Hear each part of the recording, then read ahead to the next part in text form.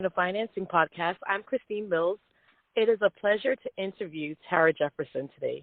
I first met Tara nearly 10 years ago when she was a creator and editor of the popular blog Young Mommy Life. Now she is a founder of the Self-Care Suite, a multicultural, intergenerational community with more than 600 members strong that is designed to empower women through the mantra of self-care.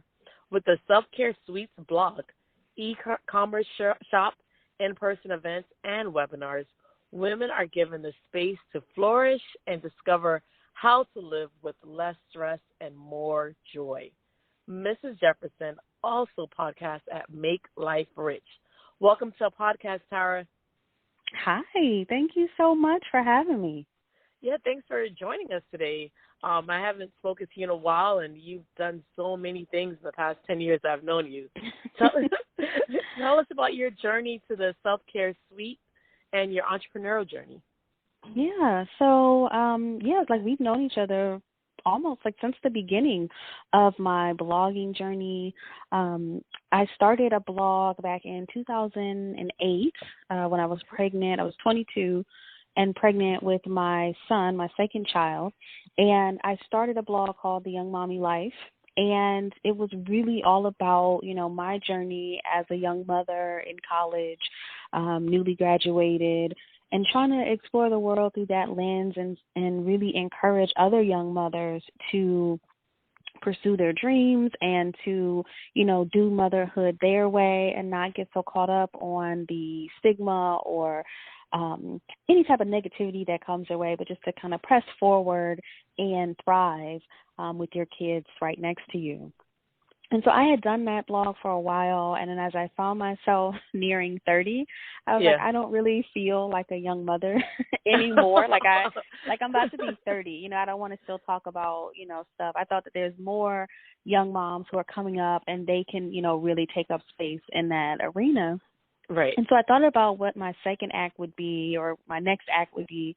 And I looked at my archives of the blog and I was like, well, I'm really talking about self-care and a lot of this, it's really about encouraging moms to take time for themselves. Because I know, with young mothers, we have higher instances of postpartum depression, depression in general, anxiety, etc. And so a lot of my content back then, 2008 and moving forward, was really about self-care at the core of it. So when I decided to kind of move away from the young mom angle, self-care seemed like the next, the natural evolution of my messaging and my brand. And a lot of my people came with me as I decided to start the Self-Care Suite in 2015. And ever since then, I've been hosting retreats every year, doing sister circles in different cities each year, and really just trying to bring women together. I think my main thing, a lot of people in the wellness space have a thing that they're known for, whether it's yoga or massage or Reiki or acupuncture. And I think my thing is community. I think my thing is really helping to stitch those bonds between women so that we can, when we're together, we can see ourselves clearly reflected in other people, and that gives us the space and the knowledge to grow and thrive, really. Right. I love that you looked for that common thread for your next step, and I thought that was very seamless. And so to me, I find that you're a very Renaissance woman. I mean, you did Young Mommy Life very well.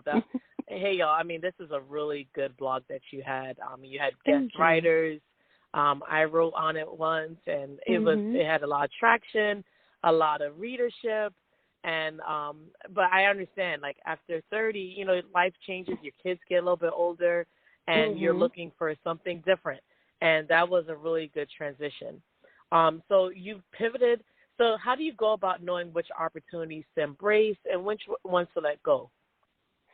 Yeah, that is the question of my life, I think. Yeah. trying to figure that out. I really am I find that in my career and in my pursuit of projects that I really have to think about things that align with who I am as a person and things that will push me to get where get me to where I want to be.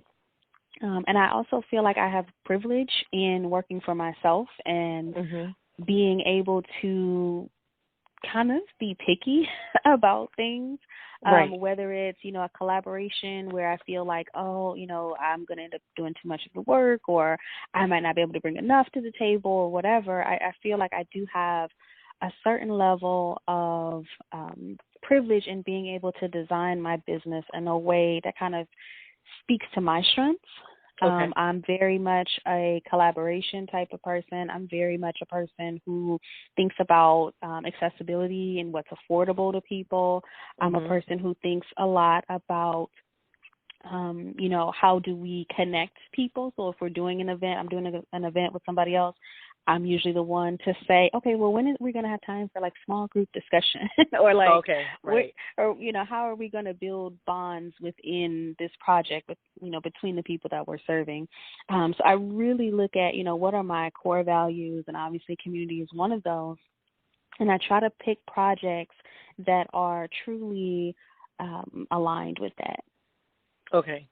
So if someone were to come to one of your events, like the retreats and the sister circles you have, what would they expect?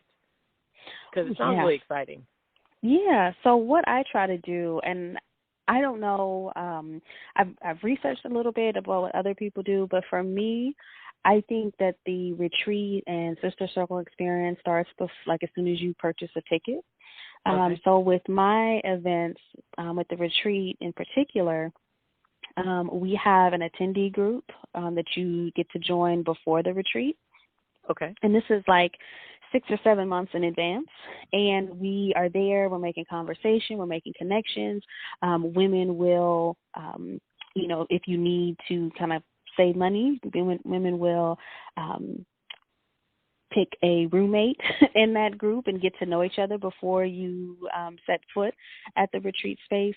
We'll have, Lyft and Uber buddies, people to travel with, and you figure out, I'm flying out of JFK too, nice. and you can meet up together and do that and kind of travel into the space together.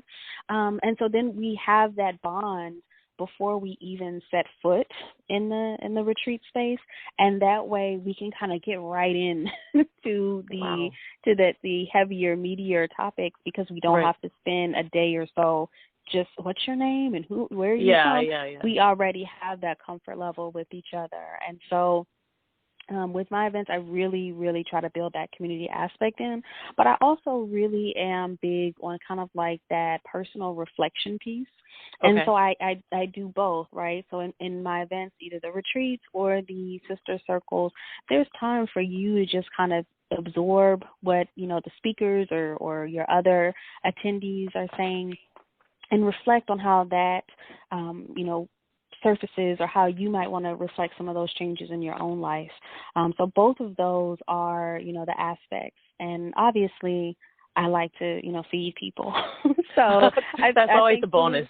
That's always a bonus. I know there's a lot of retreats and events, and people don't feed their guests. And I'm like, you gotta feed people. They can't absorb what you're saying if they're hungry, right? Right. So I always try to make sure that I feed people as much as possible, and really work on those bonds. And then in addition to the attendee group prior to the retreat, then they're also invited to join our larger community group afterwards, so that they still get that type of community and support after the event is over. That sounds awesome. And I also like the fact that I'm an introvert by nature, and I like the fact that you have the reflection part of it, because I find that some events, it's like, go, go, go, go, go, and like you don't really have a chance to reflect and to digest everything that's happening around you. And then also you have the small groups that you can make, more connections than just having a big room where you're introducing yourself. It's more organic and intimate. Right. I'm an introvert too. It's really funny that this ended up being my life because I'm very satisfied with a book and a blanket. Like, I'm very happy. And so I do plan these events with introverts in mind. With my retreats, we're not in sessions all day. We're in sessions from 9 to 3, and in that 9 to 3, there's breaks and there's downtime, and it's not, busy there was a lot of time for you to kind of make the retreat what you need it to be. So some people just need to rest, right? Like Right. one attendee, one year she tweeted out while she was there, she was like, I am in my hotel room watching Harry Potter and I am so happy. Like she had her feet up, she had room service and Harry Potter, and there was no kids, there was nobody bothering her. She did not feel pressured to, hang Amazing. out with anybody Yeah. else. And I was like, you do that. You watch all the Harry Potter that you want. Yes, I loved it. So your next retreat is coming up, right? Can It you tell is. listeners a little bit about it? It is. This year we're going to be in San Juan, Puerto Rico. Nice. Yeah, we're going to be going there in November, we usually host them every year in September. Okay. But because of Puerto Rico, I was like, let's push it back to November just to Right. be, cautious with the weather and everything. Right.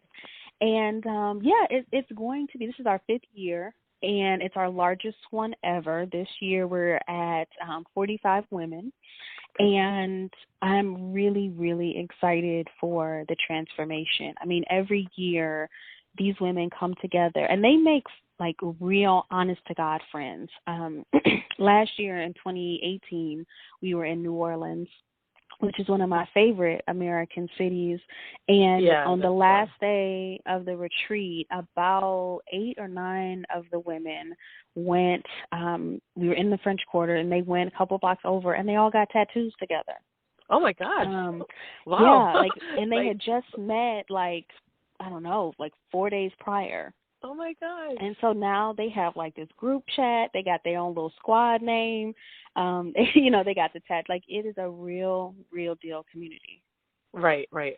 And that's good because it will keep growing organically because people are a part of it. Mm-hmm. How do you go about selecting where you have your retreats?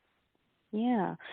I think about, kind of the vibe that I'm going for each year. And as we plan it, one thing that's, I think, kind of unique about the retreat is that we have a lot of repeat attendees, a lot of women who come year after year after year. And so I definitely try to make sure that they are not signing up. I mean, I don't think they would mind. they enjoy it, but I really try to make sure they're not signing up for the same content, the same, locations, the same, the same vibe every year, because I really want everybody who comes to get something out of it.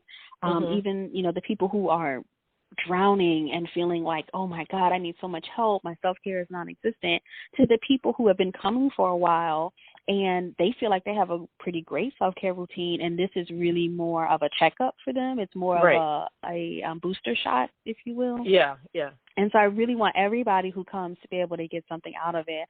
And I think it's also great that I really don't have to do much because I come and I set the table and I, create the environment and the space, and the women really turn to each other and pour into each other. So when a woman says, I have 5 children and I feel like it's selfish for me to carve out time for myself, another woman from her table will turn to her and be like, listen, I was where you were 3 years ago. And this is how I, adjusted my mindset. And now I feel free to take that time and I don't feel guilt.